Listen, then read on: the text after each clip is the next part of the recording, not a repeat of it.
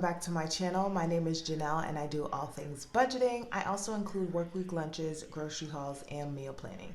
So if that is something that you're interested in, don't forget to hit that subscribe button. So today is going to be another video in my home buying series. I know that I haven't posted anything in like the last 2 months about home buying, but I'm sort of kind of finally like settled in and have some time to do this video. So I am doing this video for you guys. So this is just going to be taking you guys on my experience to buying our first home. So if you don't know already, sorry, I need to fix myself, y'all. So if you guys don't know already, we bought our house December 9th of 2020. We didn't think it was going to happen, but it did. And so I've been talking about different things to consider and think about whenever you guys are on your journey to buying your home. So I'm going to share with you guys my experience. I kind of have my little book here of just like a couple of things that I kind of want to jot down and tell you guys. But if you guys have any questions, please ask them in the comments. I would love to answer any questions that you guys may have for me. So the first part is just going to be talking about the new construction. So when we were looking to buy a house, we knew that we wanted to do new construction. One, because we were going to be first-time home buyers and I didn't want to have to think about like having to replace stuff or fix stuff that I don't really understand the concept of. And living in our house now, I understand the difference between being able to afford a house and being able to own a house. There's just so much different things that you have to think about and make sure you're prepared for. I will be doing a video on that soon, so stay tuned for that. But so that was one of our things. And then two, I'm also like very picky in terms of like what I want, how I want things to look. And so I felt it'd be easier for the both of us if we went ahead and got a home that was going to be newly built, because then I'd be able to pick the things that I wanted to pick without upsetting anybody by looking at a million different homes that I knew that I wasn't going to like. So we decided to do new construction. With new construction, I will say this, do your research and make sure you're going with a reputable company. You don't want to go and buy a house with a company that have no clue what they're doing. And understand the process. So in the process of us getting our new construction home, the people who helped us were they were terrible. They were awful. So we started the process back in July. I want to say it was July 26th. It was a Sunday. We had just finished purchasing a mattress for our now guest bedroom. And we were passing by. We saw the sign and we decided to go and look at the home. And we went and looked at 2 models and fell in love with the first model, and we got the process started. They were offering a deal where instead of paying like $1,000 towards your earnest money, you just only had to pay $99. So I knew that my credit wasn't the best. My partner's credit was okay. So we didn't have to worry too much about like his credit. So I knew that they were going to have something not great to say, but I wanted to see if they had a plan for it. The person who originally helped us that day, I want to say maybe 2 weeks after that, he got transferred to a whole nother state. And so we were left with the current people that were there. And y'all, they just did not, like keep in communication with us. Like they were just being so sketchy. They didn't want to talk to us. They would never answer their phones. Like the only way I could get in contact with them is if I left my job early to like pop up on them and ask them questions. And it really sucked because although I've done like real estate, I haven't done it long enough to understand like all of the ins and outs of everything. So it's just really disappointing that for our first experience as homeowners, like this is what we had to go through. But nonetheless, I was just happy that I was going to be able to purchase a house and I wasn't going to let anybody bring me down. So I just focused on the positives and just making sure that I did what I had to do, because my thought process was that if I don't get this house, it's not going to be because of me. Every time a paperwork was requested or I needed to be somewhere, I made sure that I was there. So if anything, it was going to be on them. But they weren't very informative. They didn't explain to us how the process worked. I had to do research and then ask them about it. And then even like 2 days before we closed on our house, they were trying to change dates and do all sorts of stuff. And it was just a hot mess. But anyways, we made it because we are living in our house now. But it was not always the best experience. And so we went with new construction. We got to pick out the model that we wanted. However, for where we live, which was also very nice too, is they did not let you choose like if you want like this particular carpet or this kind of blinds or anything like that. And that's why it's also very important whenever you're in the home buying process to look at more than one option in terms of like if you're doing new construction, because every place has a different price range and different things that they include and that they don't include. And so for here, their standard is my standard. So I didn't have to worry about not being able to change anything. So for our house, it already came with like the 2-inch blinds. And that was part of like their promotion as well too. So like you have like different series, different builders call it different things, but this was just their standard for the series that we picked. So it's all like vinyl throughout the like living space, and then only carpet in the bedrooms.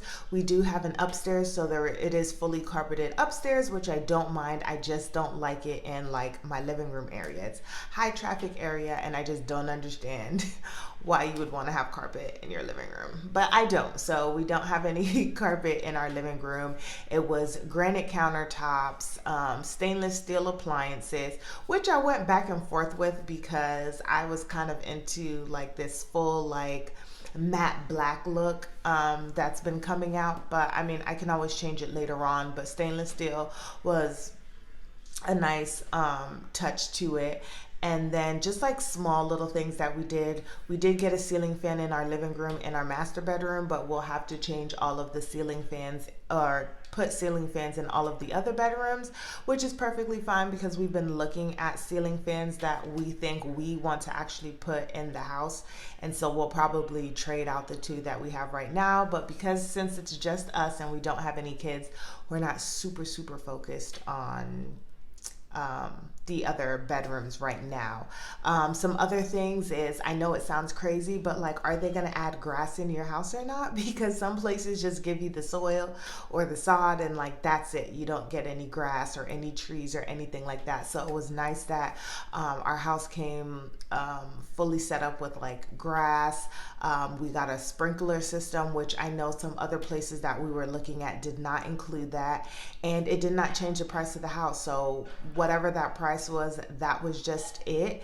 And it allows us when we come in to kind of really just make it our own. So it's one of the reasons why I think that this house that we got was a great pick for us versus a lot of places, because we went to other places where we would be adding like $40,000-$50,000 in upgrades to get what I wanted, which would change the value on our house drastically, versus the rest of our neighbors who are going to probably be about $30,000 less than we were.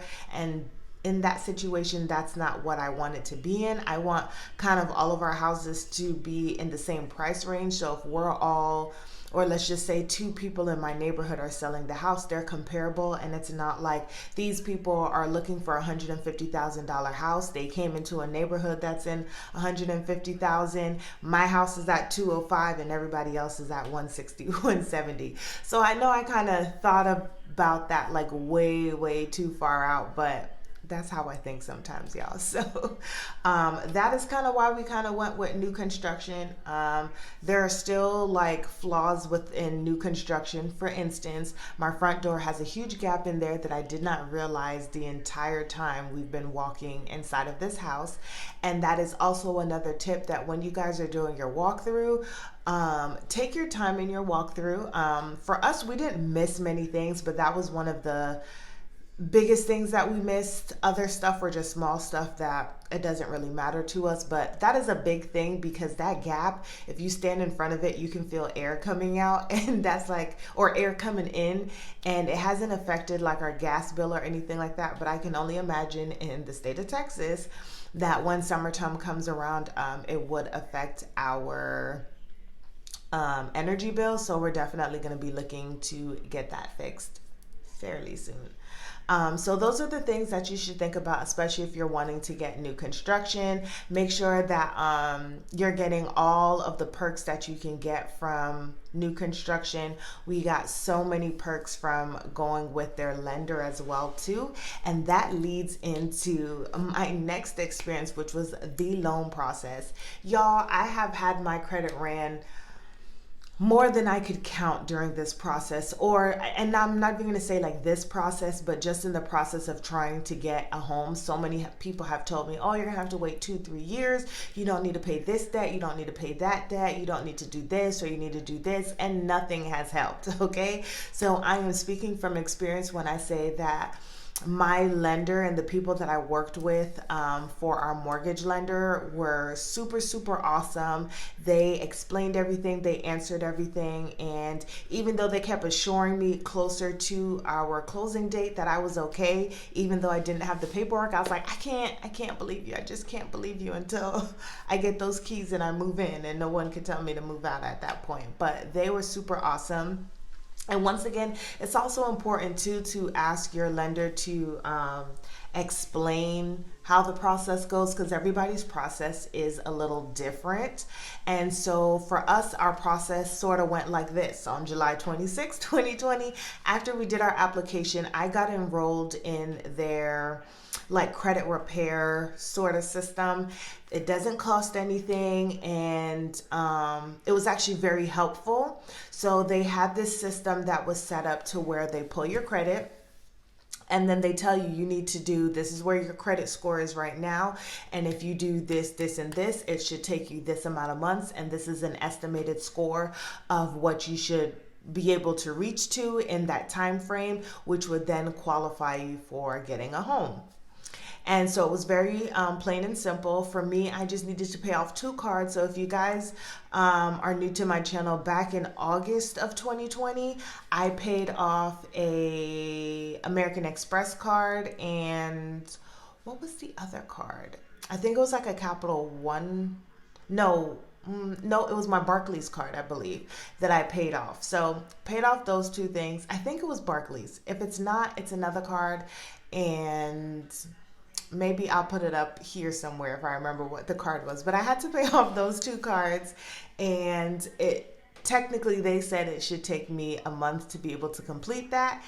Oh, I remember what card it was, you guys. It was my Target card. That's what it was. So I had to pay off my Target card and my Amex card, and as long as I paid that off, I had to just call them and see if they would take a settlement, and they did. And another tip for you guys is always make sure whatever you owe is in collections, because they'll always pretty much do a settlement with you, but if it's still with that company, they are going to ask for their full amount of money.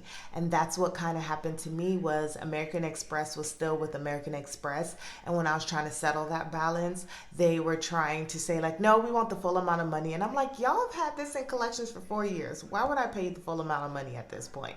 And then like 2 days later, they sent it to collections, and collections did a great settlement with me. So I did pay those off. I used my pretty much almost all of my emergency fund to pay that off, and now I am trying to fully fund my emergency fund now. So I paid those off, and by September, the beginning of September, when they ran my credit, you guys, my score went up like over 100 and something points. And I think it was 1 point off from what they estimated my credit score to be. And it was so amazing that all I had to do was really have somebody who knew what they were talking about to tell me what to do to be able to get my credit score to where it needed to be. My partner also did it, even though he didn't really need to, and his score also shot up about 50 to 75 points. So we were both able to benefit from the program.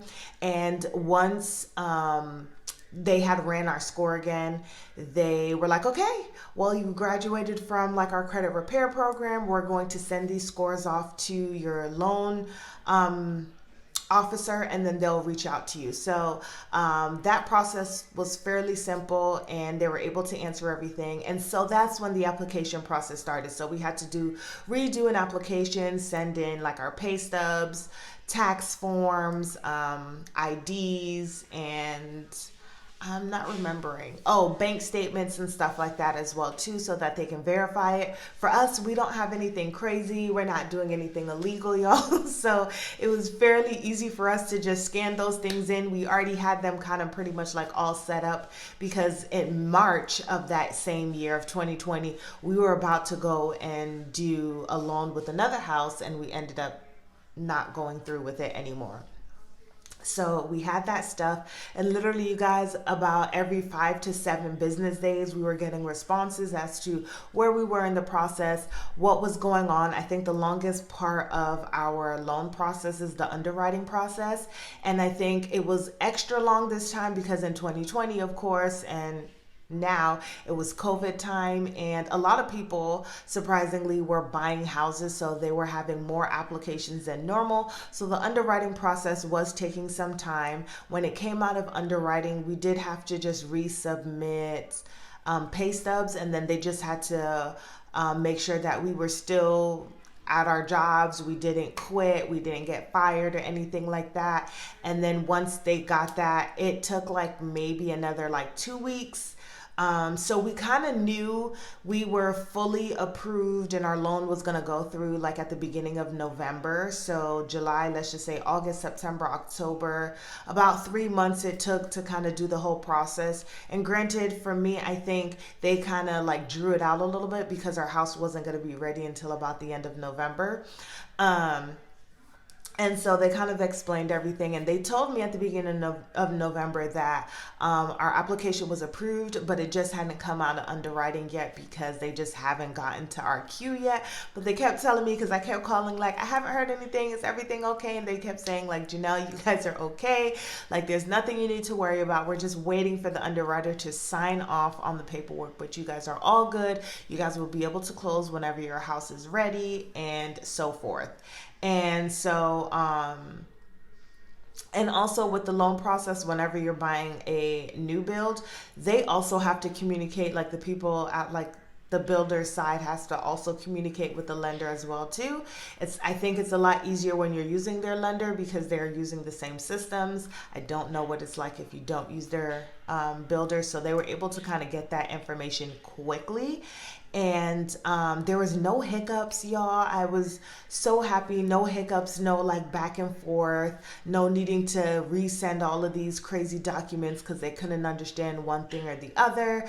I did have to wait maybe like 2 or 3 days because my job just could not get it together and sending a reference to them on the second try to verify that I was still there. But I was able to reach out to my HR, and then they were able to get in touch with them and get that settled. But when it came to the loan process, I really enjoyed our lender and all of the people that helped us in getting our loan. They were super awesome, super helpful, and it made the process a lot easier because I think on the home buying side of it, like with those people not really helping us out, it was easy to kind of just disregard it because you don't have to do much with them. But on the loan side, that is the part that you worry about the most, because if you don't get that loan, you're not getting a house, so it doesn't matter what they do. So it was really nice to know that we had a lender who knew what they were doing, how to get stuff done and get it taken care of. And when it was closing day, it only took maybe like 5 minutes for us to for them to fund it and for us to be like good to go. And so lastly, talking about closing, our move-in day. So we closed on our house on December the 9th, 2020. So let's just say that's about 4 months after originally starting the application. Y'all, it was the best day in my life thus far, except for maybe like graduating from college and, you know, getting my first real job and all of that fun stuff. But buying a house is definitely on the top of that list. It was super awesome. Our closing time did get pushed back due to COVID standard. So I think we were supposed to close at 1, but then we ended up not closing. We literally waited like an hour and closed at 2, but it wasn't anything with like our paperwork or anything like that. It was a quick like just signing our lives away. And then we gave them our money order for our money. And then, like I said, 5 minutes later, they were like, hey, you guys can go to the model and go and pick up your keys. We went and got our keys and we moved in, y'all. And it's just so great being in our house. We have so much space. We have places to go. We don't have to be right on top of each other. Um, We've been in our apartment for almost 6 years. And so it's really weird because we pass right by it a lot of the times. But what happened was we got our keys on the 9th. We did not come and sleep at our house on the 9th. We stayed at our apartment. We ended up last minute getting movers to just move all of our stuff from our apartment to our house. So we did that the next day. And then for like the next week or so, we went and was getting like our lights turned on, gas turned on. It was already like turned on, but like getting it turned over in our names. We had a whole huge debacle with getting our furniture from Ashley's Furniture. Let me tell you guys, today is, what is it, February the 7th that I'm doing this film. And literally we just got our last piece of furniture, which was maybe like 2 weeks ago. We finally got it. I think we got it on January the 19th. And that was our couch. And that was after the previous 2 couches that we like got pushed back to like April, May of this year. So that's that. And I know it sounds crazy, but we're actually literally thinking of getting one more piece of furniture from Ashley's Furniture, and that is going to be for our bedroom. And we're not super like crazy about whenever it gets here, just as long as it gets here, because it's not like an important piece, but we do want it to complete our bedroom. And so we're probably going to do that. Not sure when, because as of this moment, my boyfriend cannot walk. So we're more focused on that right now, but I do know that is in the plans to do that. So we did that for the most part. Our bedroom is put together. Our living room is sort of put together. We still have some shelving to do there. And then literally we just did like a whole bunch of shopping and getting stuff. I originally planned that before we moved, we would get some of these things. But to be very honest with you guys, the way it had been going for the last 3 years, where people telling us that we were going to get a house and then we didn't, I didn't want to invest in all of these things and then ending up not getting a house. And also, I think it was very important for me too to kind of just be in the space and know how I wanted to set stuff up. It actually made it a lot easier in how we picked our furniture and what we wanted to do. And so we did that. And y'all, I think within like the first 2 days, like Home Depot and Lowe's is going to be your best friend. Okay. I think we were there maybe like 3-4 times a day because I took off a couple of days of work, and then my partner took off like a week and some days off of work because we did a lot of different like handy hand work to stuff. Like we did installing of like our handles for all of our cabinet doors. We did soft close for our drawers and our cabinets. We changed out all of the faucets in our house. Lies, all of them except for one, and that is in the upstairs bathroom, and that is the last one that we have to replace. And then we've just been doing like small little stuff. So we went to Home Depot to get some of those things. We made one of our cabinets into a pull-out trash bin and recycling bin, which I totally love. So I'm going to be showing you guys some of the things that we actually did change and what it actually looks like. But that was kind of my experience, you guys, with buying our first house.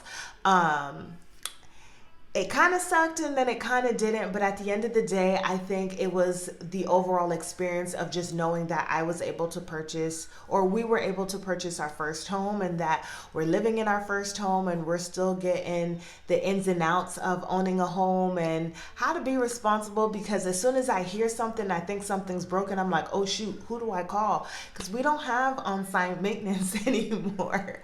And just learning that like owning a home, you guys, like it is great, buying a house and stuff, but definitely like just get like a miscellaneous savings and just save for all of the things that you're gonna have to spend and put into your house if you're really wanting to take care of your house. Because we're just thinking about lawn care. We still have to get gutters for our home. We want to do like plants and stuff like that, and just still need to get pest control taken care of. There's just like so many like small little things that get lost in the process sometimes. And so there's a lot to work out, especially with budgeting. Y'all know I do budgeting. Check out some of my household budgeting videos. It's very small right now, but there's going to be some things that we're going to add to it in the future. But yeah, we love our house. We're gonna, on the 9th of February, it's gonna be 2 months since we've been here, but I feel like I've been here for like ever, but not in a sense. I haven't been here forever. I'm still getting to learn our house. It's beautiful. I love it. And I am having the experience of learning how to decorate because I don't know how to, but I'm definitely here to take you guys on that journey. And with that being said, thanks for watching this video. If you guys like it, go ahead and give it a thumbs up. Like I said, if you guys have any questions, go ahead and put them in the comments down below, and I'll be able to answer them for you. And I'll see you guys in the next video.